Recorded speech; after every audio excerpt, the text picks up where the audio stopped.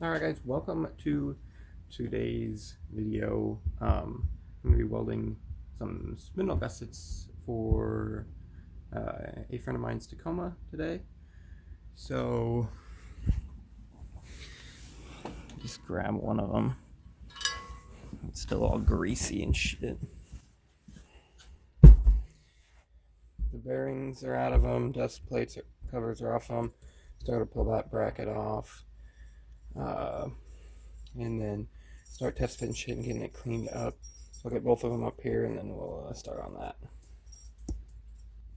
So one of the things on every single Tool Chaos spindle gusset that I've done, which is only a few, this is overbent here. But if you look at it, it's not all the way in there yet, but it will run at an angle. So you have to actually, before you do start your prep work and stuff, I straighten this out.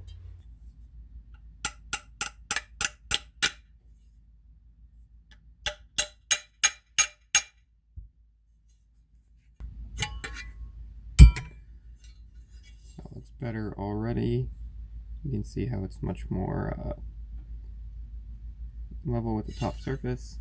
I'm going to go ahead and put one little tack on that, but I'm going to clean this bottom up first to make sure that we're in the right spot, because you can actually tell that that bottom's a little long, especially this right here.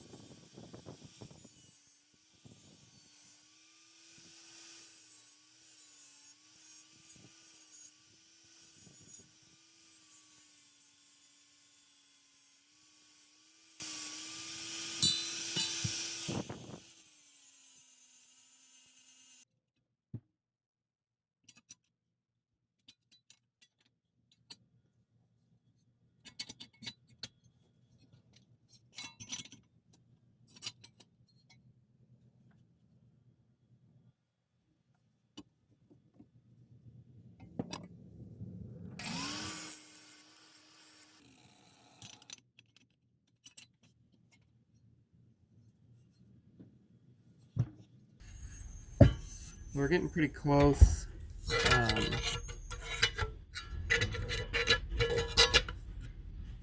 It's hitting a little bit too much right here, so we're going to take some of that corner out. So this one, it fits okay. There's a small gap there that I'll have to take care of. But other than that, when I weld these, I have an old tie rod, and it's the same taper. So I just put that through there and tighten it up. So then that's all hunky-dory. And so yeah, it fits pretty good. That's sitting flat up there. I'm gonna go do a little bit of welding on this one, and then I'll start prepping the other one. Alright, I got it tacked up in a few places. I'm going to preheat the spindle a little bit. I have to use this propane tank, so it's going to take a little bit longer because my map torch is broken. So I gotta go get a new one of those, but I'm going to preheat the spindle a little bit. It should, I was recommended by It's Not Your Typical Tacoma to do this because the spindle is so thick and the plate is 3/16, so this will help. It's not recommended to put a ton of heat into this spindle, because as you start putting heat into something, it's more prone to warping. So you want to weld a little bit, let it cool down, work on the other one, weld a little bit, go back and forth, and try to keep a ton of heat out of the spindle.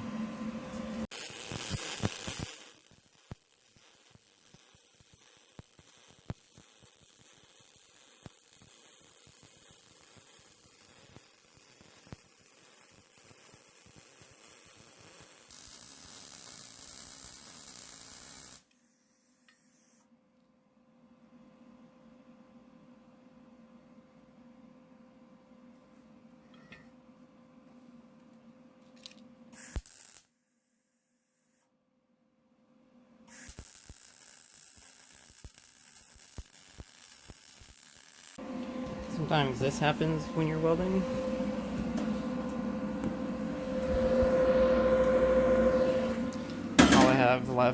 All I have down there is 025, and obviously I'm not going to weld a spindle with 025. So I'll pick up some more wire on my way to work today, and I will finish this up tomorrow, I guess. It's not too bad. I was going a little too fast there. That's not too bad either.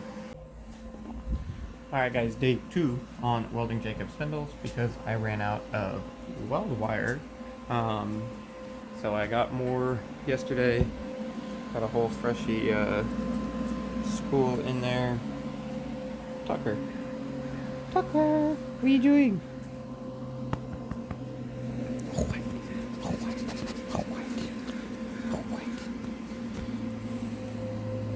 Where's your ball? Where's your ball? Where is it? Go get your ball! We'll see if he finds the ball. So yeah, I'm gonna finish welding that one up. So for whatever reason, these, the non-sway bar gussets come with, there's no support for this here. So I just make a quick template, and then I just cut it out of some 3/16s and then weld it in there.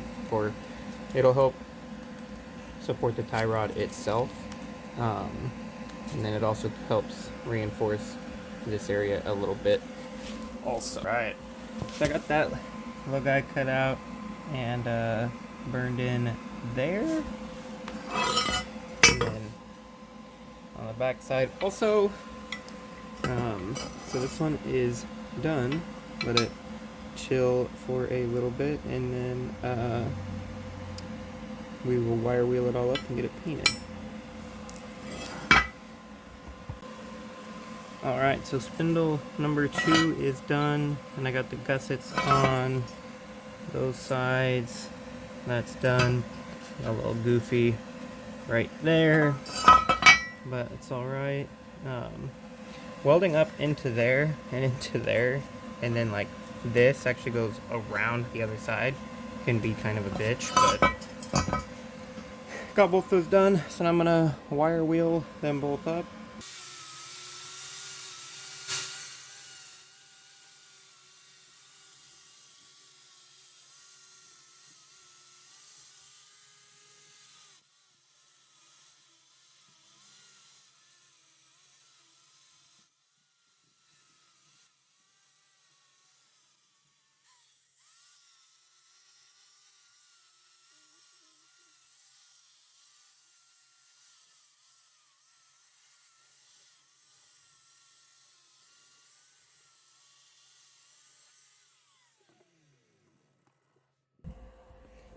Alright, so you don't have to get all the paint off and everything, and the goal is to just get all the dirt and shit off of it with the wire wheel. Just a generic wire wheel. Clean it all up, and clean up the weld a little bit. I guess looks pretty good. Down here, like right in that area, is hard because there's kind of a gap there, and it's hard to get in there, so you kind of got to fill the gap up and then weld it. And that's on like every one that I've done. And this side looks pretty good. Like I said, getting down in there is kind of hard, but I'm pretty happy with the results. This one is painted and drying, but I welded this one a little colder. I turned the heat up a little more on that one, and it seemed to do pretty good. But the gusset is painted up. All of it looks pretty good. I'll go over it one more time. And then I put this little surprise on here for Jacob. So he will get a kick out of that. So yeah, I'm pretty happy with the results on both of these. I'll show you guys when they're all done painted and everything. But yeah, it's not that hard to do. Alright guys, both of these spindles are painted up and drying, so I'm going to go ahead and call it quits there. This wasn't really a how-to, that's just, you know, one of the things that I was doing, and it kind of gives you an idea of how to do it. It's like I said, it's super easy to do. Just make sure the prep work is good, and don't put too much heat into the spindle is like the key thing. And if you get the sway bar gussets from Total Chaos, so ones that you can't run the factory sway bar with, just pick up some extra steel to weld on to kind of give it.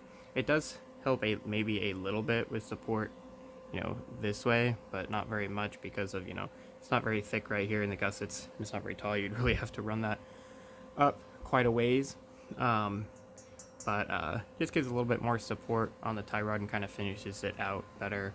And so I did that on both sides, obviously. So thank you for watching. Next thing I'm going to be working on, which I'll be working on a little bit today, is if you watched previous video, you saw that the passenger side is tubbed. That's been done for a while. So I'm going to be starting on tubbing the driver's side. Right now it's just all hammered back, and then I'll be a video on that as well.